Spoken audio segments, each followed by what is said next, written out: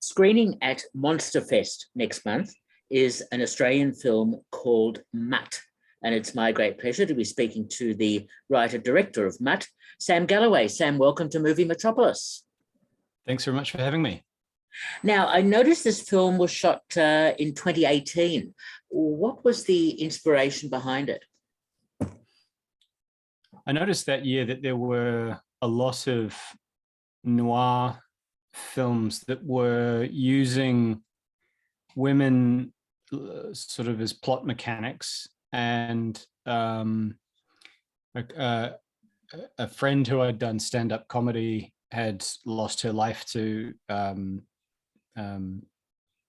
pretty horrendous crime, and it kind of inspired me to try and combat those narrative tropes with kind of hopefully a slightly more sophisticated take on that genre, where women were, given some agency, and the conversation was less around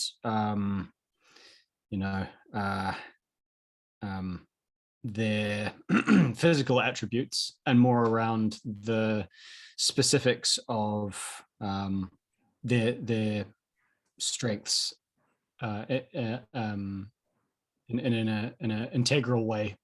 So I'd also seen on the flip side, women being written kind of just as proxies for men, and I didn't think that was accurate either. So I just wanted to approach that genre that I have a lot of passion for with a little bit more of a realistic take. So it wasn't entirely trying to be a white knight or trying to be, woke. It was more just about pushing the genre forward, hopefully in an incremental way. Okay, very good. So tell me about the specifics of writing Mutt, and about the issue of a dog that disappears, and the hunt for that dog, and the sort of activity that's going on behind the scenes that has caused that. Yeah, so it just felt like a really interesting plot mechanic. It is something that I hadn't really seen before, and then that motivated the exploration of a world that was very, very specific. The events that are portrayed in the film, we researched thoroughly, and discovered that not only is dogfighting far more prominent in Australia than people recognize, but they're held in the utmost secrecy, and it's very, very difficult for law enforcement to infiltrate them. And so that then gave us a fantastic challenge for our protagonist to have to overcome. Okay, so it's a well-constructed script. Tell me about the challenges you faced in then directing your script, and also of casting. Well, because we were trying to confront the issues of dog fighting and shine a light on it, it meant that we were very, very aware of the treatment of the animals on set. And so it created some very interesting directorial challenges in terms of how you portray that stuff. And we initially looked at how we could use animatronics or puppets, or After Effects tricks to try and show that stuff off. And ultimately, we decided to show as little of it as possible to avoid any kind of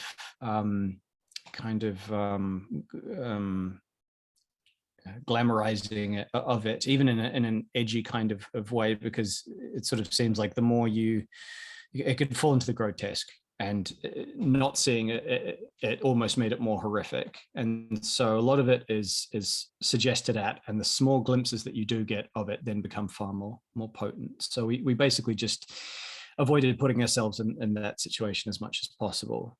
So that was probably the hardest thing about directing it, was working with the animals. Yeah. And sorry, what was the second half of the question? Oh, then the human cast, how you found the actors. I love actors. It's why I do this. And what I love to do is to just give them a provocation and then see what they offer. And so really they all just brought huge parts of themselves to it, which was just a joy to be allowed to see that that level of honesty and vulnerability. And that came across the board from both the sort of leading cast, but also, you know, the guys who played the antagonists also brought this beautiful human element to them as well. So they weren't just sort of mustache twirling Machiavellian characters. They were really integral, which was fantastic. And your female lead, she's very good. Tell me about her.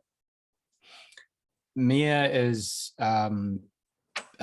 Shakespeare, has a background in Shakespeare, and so she has just this range that you can kind of access with a snap of her fingers, and she's just there, which it means that your responsibility as a director becomes very important, because if you point her in a direction, she will go there. But that requires a lot of trust, and you know, she had to know that I was pointing that energy in the right direction, because she was like, I will go wherever you tell me, but you know, just honor that. And so, yeah, hopefully we did. Yeah, no, the film works very well, and I was expecting, as you said, some actual dogfighting and some fairly nasty scenes, some very violent scenes, but you step away from that, which I found very interesting. Yeah, in the same way that I thought that the use of women as plot mechanics was kind of, has become grotesque. I also sometimes worry that the fetishization of violence can almost, in a real world sense, normalize that stuff. And so I'm not saying that it doesn't have a place in some content, but in something this grounded, it felt like every decision we made to step into the dramatic, or step into heightened visuals, or to show something off, those peaks are really felt because it is so grounded. And so it was a very measured, considered film. And I'm looking forward to doing something really genre heavy, just so that I don't have to worry about being quite so tasteful on the next one. Very good. Now, Sam, I know you've been involved with some short films and with television. How easy was it to get financing and to get support to be able to make Mutt, the feature film? We crowdfunded the bulk of the funds, and then honestly, I kind of just shouldered as much as I could of the weight of the production myself. So there were days where I was the DP. There were many days where I was sound recording. It was kind of, you know, we did whatever we needed to do to pull the project off. So it wasn't a substantial budget, and really it was a labor of love that sort of brought it together. And tell me about locations that you used. We kind of subscribed to the Clerks or El Mariachi form of filmmaking. So the main house that you see is also the location for the big dog fights and the smaller dog fights and several other locations. And to be honest, it was a kind of a partially what inspired us to make the film. Was I looked at the house which is my in-laws' house, and said I could probably use this for 7 or 8 locations like they did in Holy Grail, because when they had that one castle. I was like, great, all right, I can use that corner for this and this corner for that. And that was, if not for that house, we probably would still be shooting the film. Well done. And it's in Victoria that it was shot? Yeah, out east. Out east, yeah. Okay, very good. Now, I'm intrigued that the film is now going to be screening at Monsterfest. I suppose have you had any issues about trying to get the film released in other ways? It really toes the line between drama and genre.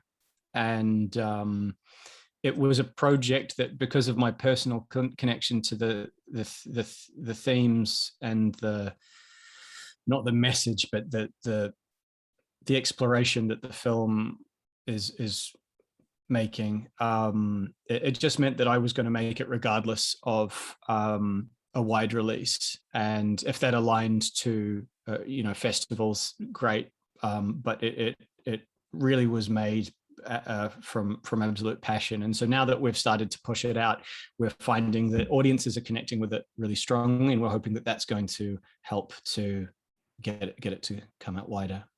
Oh, that's great. So apart from Monsterfest, where else has the film, or will the film be screened? This will be our international premiere, and off the back of that, we've already had a few people contact us and ask for screeners. So hopefully that will open some doors. Okay, good luck with that. So I gather you're already planning another film? I actually have another one in the can. Ah. It's almost completely finished. We shot that in London about 2 months after we wrapped Mutt. It started out as a short film, and then I just sort of kept filming, and now I have a second feature. So there you go. Oh, and tell me about it, the title and what it's about. It's called One Another. It's about a couple in a loveless relationship who groom each other into ghoulish replicas of their previous partners. Sounds interesting. Will we see it in Australia? I hope so. In a similar way to Mutt, kind of found myself making it without kind of worrying too much about where it was going to ultimately live. And because of that, it's a very specific tone. It's sort of, I was watching a lot of Scandinavian black comedies, like Anders Thomas Jensen's work. Like he just had that new film, Riders of Justice. It's sort of that absurdist, surreal comedy. It's very dark, but hopefully that makes it more funny. Okay. It remains to be seen. Sounds interesting. Do you have any filmmakers or films that inspire you, or that you may have used as inspiration for Mutt or for One Another?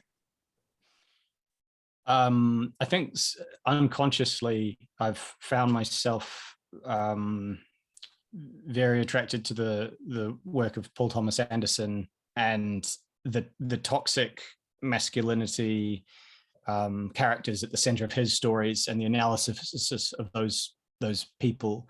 That's something that I've wound up doing a lot of in my work as well. I went to an all boys high school, and I don't think I've ever quite recovered. I understand. Okay, very good. So, so it's great that Mutt is going to be screening at Monsterfest. What was it that attracted you to filmmaking in the first place?